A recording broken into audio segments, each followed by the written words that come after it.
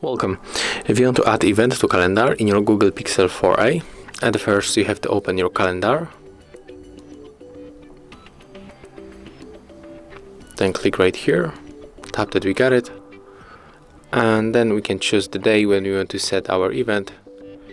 So we can click right here, then change the month, and we are actually in the January, so let's set on the 3rd of the January.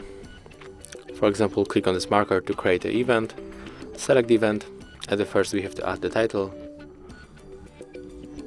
and we can set up other things, like we can change color of our event, or we can set the time zone. So there's a lot of things that we can customize, and if you finish with everything, you have to click on the save button in the right upper corner, and as you can see here we got our event.